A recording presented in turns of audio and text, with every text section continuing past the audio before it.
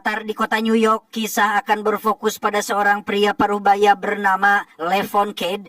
Ia adalah seorang mandor proyek yang memimpin beberapa kuli bangunan untuk membangun sebuah gedung besar, dan ia sangat dihargai oleh semua pekerja karena wataknya yang baik dan tidak pernah mempersulit jika ada anak buahnya yang ingin kasbon alias becer. You work hard today, there'll be a bonus for you. A good day. Selesai briefing dengan anak buahnya, Levon pun mendatangi kantor vendor atau orang yang mendanai proyek ini untuk memberikan laporan. Dia bernama Joe Garcia, sang majikan yang mendanai proyek ini. Tak sendiri, Joe dibantu oleh istri dan anak perempuannya yang bernama Jenny. Ini parasnya, sehingga bisa dibilang bisnisnya adalah bisnis keluarga yang sudah bertahun-tahun ia bangun dengan susah payah. Mika. I don't need it. Just give her what she wants.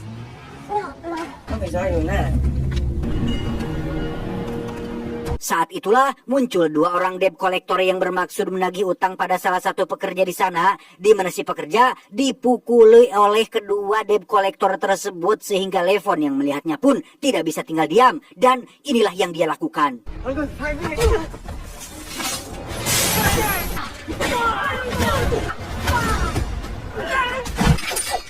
Tak lama, muncullah kawan-kawan debt collector yang lain sehingga Levon dengan cepat mengambil senjata apinya dan...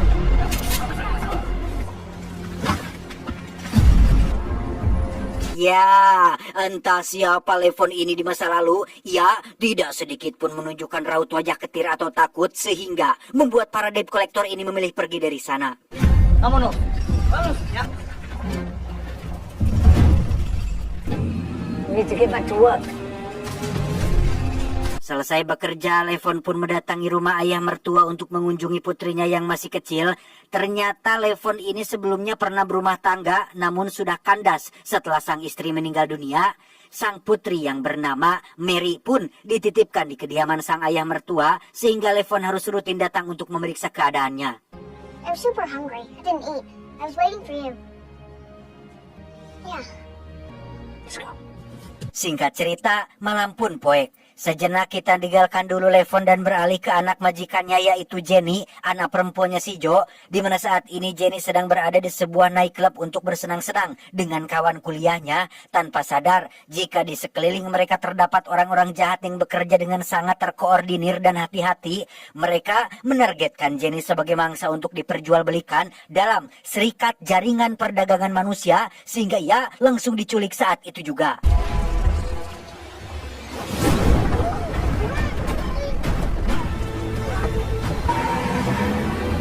Keesokan paginya ketika Levon baru tiba di tempat kerja, ia melihat beberapa polisi yang baru keluar dari kantor majikannya, yang ternyata Joe dan istrinya sudah mengetahui akan hilangnya putri kesayangan mereka, dan karena aparat kepolisian tidak bisa diandalkan, Joe dan sang istri pun meminta bantuan Levon untuk temukan Jenny secepatnya. Police captain in Philly, and she says they don't work these cases. They take a report and forget about it. Can you help us? I can keep this time running smoothly. Bukan tanpa alasan, Joe meminta bantuan dari Levon karena ternyata Levon ini adalah seorang mantan tentara penerjun payung yang sudah 5 tahun pensiun dari kemiliteran. Bukan tentara biasa. Levon diketahui adalah salah satu prajurit terbaik yang sering terlibat di zona perang, sehingga Joe menawarkan seluruh uang tabungan yang dimilikinya asalkan Levon mau mencari di mana Jenny putrinya. Take it. We have another 20 for expenses. Come on, just say it. I'm sorry.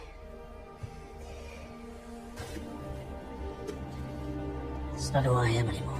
Setelah menolak permintaan Joe, Levon pun pergi ke sebuah hutan untuk menemui salah satu kawan tentaranya yang diketahui suka hidup menyendiri. Dia bernama Gani, nama lengkapnya Abdul Gani. Levon pun curhat terkait apa yang terjadi kepada Jenny, termasuk permintaan Joe yang membutuhkan bantuannya. Alasan Levon menolak permintaannya adalah ia tidak ingin kembali menjadi sosok yang dulu, karena sebab Levon pensiun dari dunia militer adalah dia terlalu brutal dalam setiap aksinya dan tak pernah memberi ampun pada setiap musuh-musuh yang dihadapinya. You better go full on, no half measures. But you do. Gotta help them.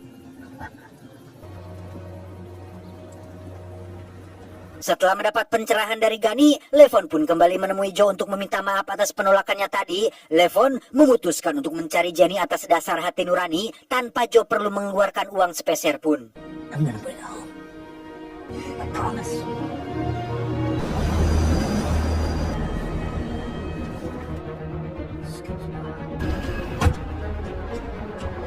Tanpa buang waktu, Levon pun langsung bergerak menyelidiki klub malam tempat terakhir Jenny terlihat, di mana insting Levon pun langsung tertuju pada seorang bartender yang memiliki perangai mencurigakan yang memang ikut terlibat dalam penculikan Jenny semalam.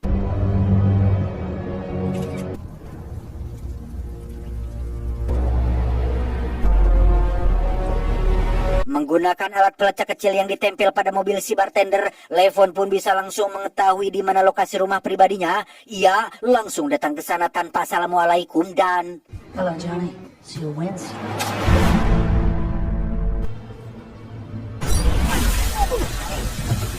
saat Levon sedang menginterogasi si bartender, muncullah dua pria yang masuk ke sana sehingga Levon dengan cepat menarik si bartender dan inilah yang terjadi.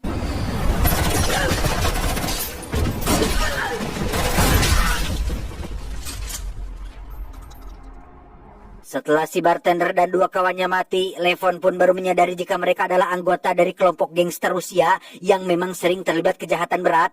Karena tidak mendapat petunjuk apapun dari si bartender, Levon pun memutuskan untuk mengawasi kediamannya, berharap akan ada orang yang datang.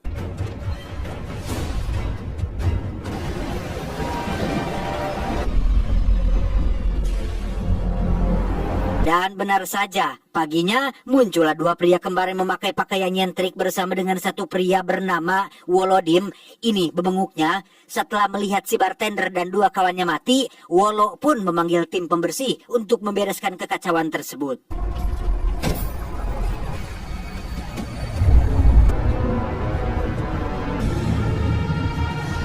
Saat si kembar dan Wolo pergi, Levon pun diam-diam mengikuti mobil mereka dari belakang hingga membawanya ke sebuah rumah mewah di pinggiran kota yang merupakan rumah kediaman milik si Wolo tersebut.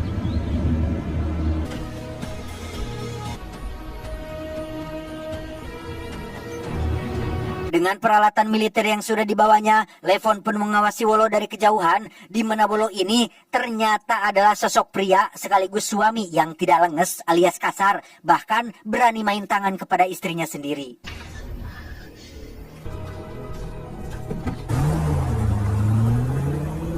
Tak lama setelah si istri pergi, Levon pun tanpa ragu langsung masuk dan menemui Wolo secara langsung sampai akhirnya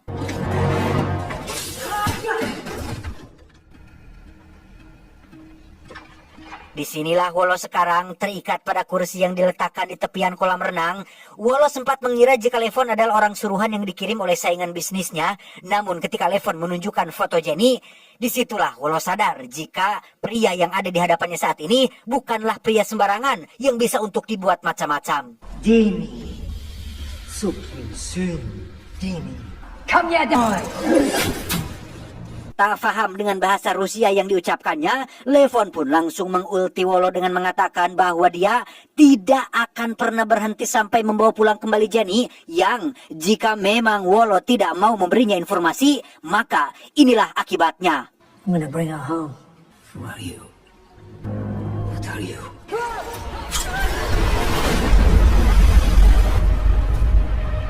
Setelah menghabisi Wolo dengan cara ditenggelamkan, Levon pun langsung menerjemahkan bahasa Rusia yang diucapkannya, di mana Wolo menyebutkan satu nama, yaitu Dimi, yang mungkin tahu di mana keberadaan si Jenny. Why, Demi? Setelah mayat Wolo ditemukan, si kembar yang menjadi anak buahnya pun menyambut kedatangan seseorang yang memiliki jabatan lebih tinggi di lingkaran mafia ini.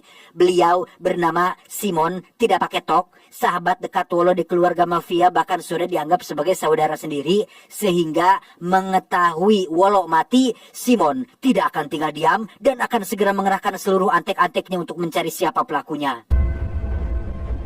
Find this man and bring him to me. Kembali ke Levon yang sedang menghubungi sahabatnya di kepolisian, ia menanyakan perihal Wolo dan kelompok mafianya termasuk sosok yang bernama Dimi, yang ternyata adalah putra kandung dari Wolo itu sendiri, di mana Levon disarankan untuk mendatangi sebuah bar yang biasa menjadi tempat peredaran narkoba untuk mencari informasi lebih lanjut. Paddy's in Joliet where they sell meth for the Russians. Maybe you should get a beer there. Nice one. Thanks. Sesampainya di bar yang dimaksud, Levon langsung menjadi sorotan utama dari pihak keamanan, di mana saat satu orang diutus untuk mendekatinya, Levon menunjukkan sejumlah uang tunai dengan dalih ingin membeli barang terlarang, sehingga si utusan pun langsung membawanya ke ruang pribadi tempat si owner berada.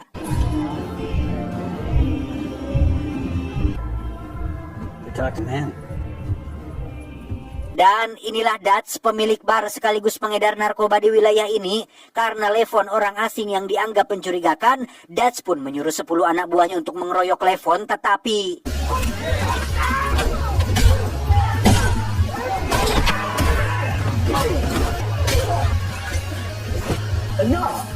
melihat Levon bukan pria sembarangan, Dutch pun akhirnya memberikan respect dengan mau menerima kedatangannya, di mana Levon langsung mengutarakan keinginannya untuk membeli barang terlarang dalam jumlah besar, padahal itu hanyalah trik agar bisa bertemu dengan seseorang yang punya jabatan lebih tinggi. It's a pancake house.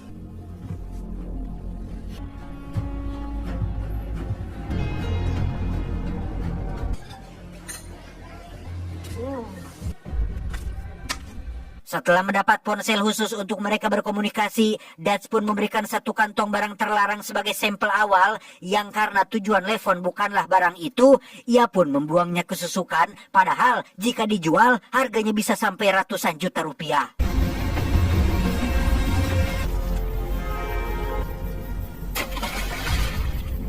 Sejenak kita tinggalkan dulu Levon dan beralih kepada Jenny yang sedang disekap di suatu tempat, di mana kita akan berkenalan dengan dua orang yang mengurusi bisnis perdagangan manusia.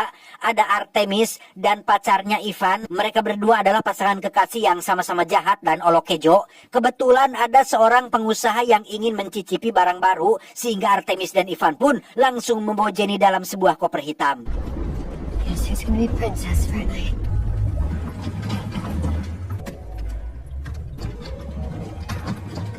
Tak lama, si pengusaha pun teriak kesakitan setelah Jenny menggigitnya sampai berdarah, sehingga Artemis dan Ivan pun langsung membawanya pulang kembali ke markas. Kembali ke Levon yang dihubungi oleh Dutch untuk diajak bertemu langsung dengan sang bos besar alias bandar sesungguhnya, di mana Levon diminta untuk mengenakan jas yang rapi karena orang yang akan ditemuinya adalah orang besar yang punya jabatan tinggi. I don't have a suit. Shit, you go tomorrow. Meski hardang dan tidak nyaman, Levon pun rela mengenakan jas rapi demi bisa menemui sosok sang bos besar yang setibanya di lokasi, terdapat beberapa penjaga bersenjata yang sepertinya orang yang akan Levon temui memang adalah seseorang yang sangat penting sekali.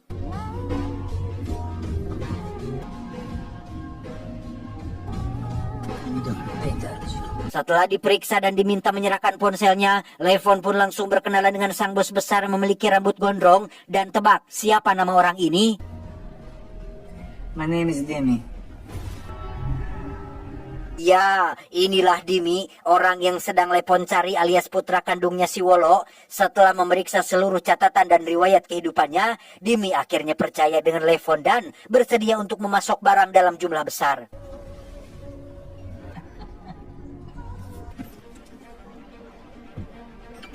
Sadar jika Dimi tidak mudah untuk disentuh dan butuh waktu dan rencana untuk mendapatkannya, Levon pun mencari petunjuk lain untuk mencari di mana Jenny, yang dengan bermodalkan rekaman video yang diambil dari ponsel si bartender, Levon pun berhasil mendapatkan satu wajah, yaitu wajah si Ivan, dan langsung meluncur ke bar tersebut untuk mencarinya.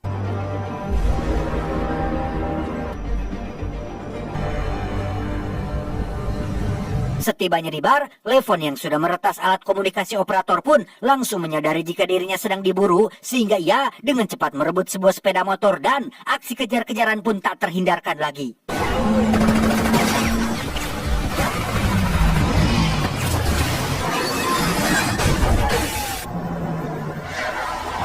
Apes, dua orang aparat yang sedang berpatroli ternyata masih satu komplotan dengan kelompok mafia ini, sehingga Levon langsung dibawa oleh si kembar untuk diserahkan kepada Bapak Simon dan...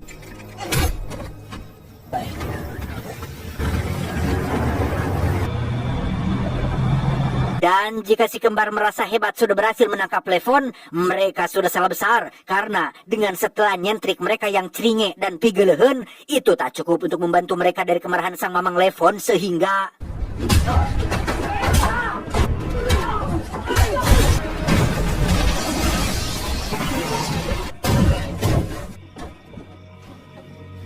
Setelah Levon berhasil menghabisi si kembar, jasad keduanya pun langsung dibawa ke hadapan Simon yang semakin murka atas apa yang sudah Levon lakukan. Simon pun menemui rekan-rekannya para petinggi di lingkaran mafia untuk meminta bantuan 2 orang pembunuh profesional. That will help you find Dimmy.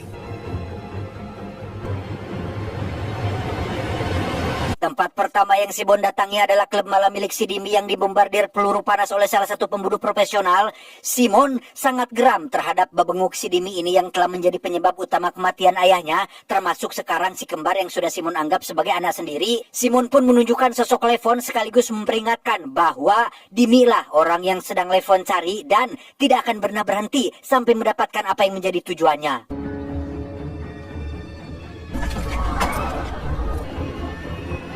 Karena Dimi dianggap tidak becus dalam membereskan masalah, 2 pembunuh bayaran ini pun langsung menemui seorang peretas untuk men-tracking identitas Levon hingga didapatkanlah alamat rumah ayah mertuanya.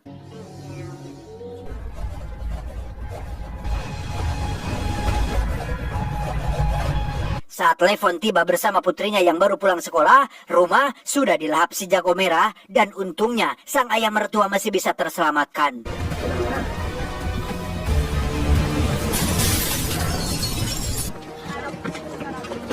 Menyadari keluarganya ikut dilibatkan, Levon pun membawa ayah mertua dan putrinya ke kediaman si Gani untuk dititipkan di sana, sekaligus meminta sedikit bantuan berupa senjata api untuk melakukan aksi terakhir demi mengakhiri masalah ini. Can I go? Love you. Di saat yang sama di tempat lain, Jenny sedang dibawa oleh Artemis dan Ivan ke dalam hutan untuk dieksekusi, di mana Jenny sempat memberontak yang mengakibatkan mobil tikus ruk dan...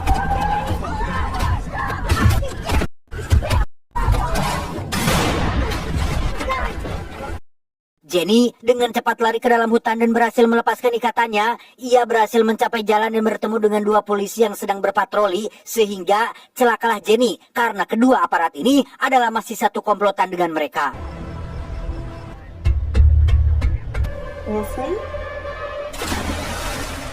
Saat Jenny akan dieksekusi, muncullah telepon dari pengusaha yang ingin berkencan kembali dengan Jenny, sehingga Artemis dan Ivan pun membatalkan niat mereka dan akan mengantar Jenny ke tempat si pengusaha. Dirty and alive. Beralih ke klub malam milik Dimi dengan beberapa penjaga bersenjata yang menjaga tempat itu, di mana mereka tidak sadar jika saat ini Levon sudah sampai di sana dan tidak akan segan-segan untuk menghabisi mereka semua.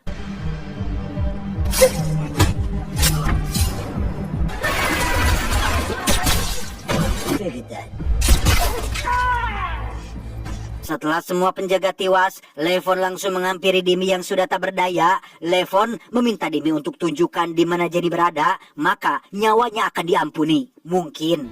It's South 57. Let's go.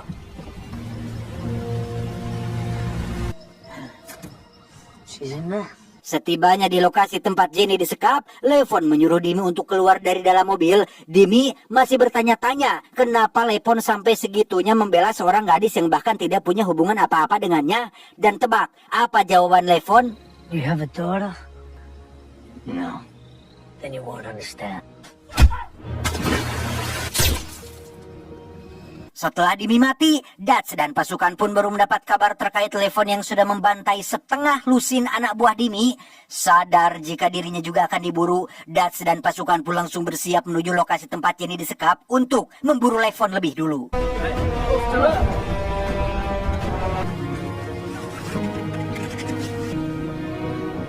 Levon lagi-lagi membrutal dengan menghabisi belasan anak buah Artemis dan Ivan yang sedang berjaga tepat saat Jenny akan digadabah oleh si pengusaha. Di saat yang sama pula, Dutch dan pasukan pun tiba di sana sehingga situasi semakin menjadi paceu dan inilah yang terjadi.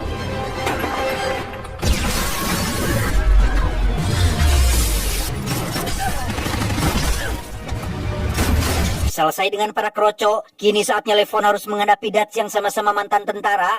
Namun dengan kepala botak, badan besar, dan kulit eksotisnya, Dutch tidak cukup kuat untuk menghadapi seseorang yang sangat tangguh seperti Mamang Levon ini.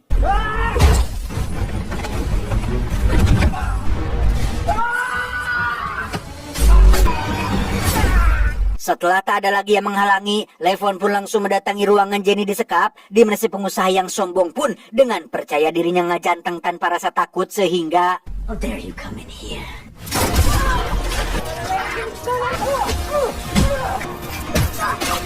saat Levon sedang menghajar Ivan, Jenny sendiri mulai membrutal dengan mengait leher Artemis dengan cokornya dan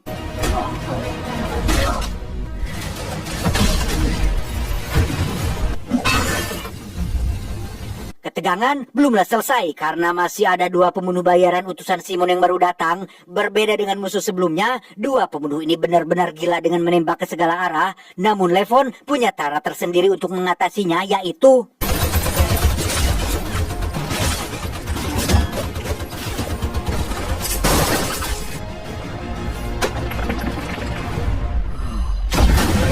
kali ini, mimpi buruk benar-benar sudah berakhir sehingga Levon langsung membawa Jenny pulang ke rumah orang tuanya. Sementara untuk si Simon, ia benar-benar tak terima seluruh keluarganya, kenalannya, pasukannya sudah habis tak tersisa. Namun alih-alih meminta bantuan dari ketua serikat mafia, Simon justru harus kecewa ketika si ketua meminta Simon untuk berhenti karena sadar betul jika pria seperti Levon adalah sosok yang tangguh dan bertekad kuat dan tidak akan pernah berhenti sampai mendapatkan apa yang menjadi tujuannya.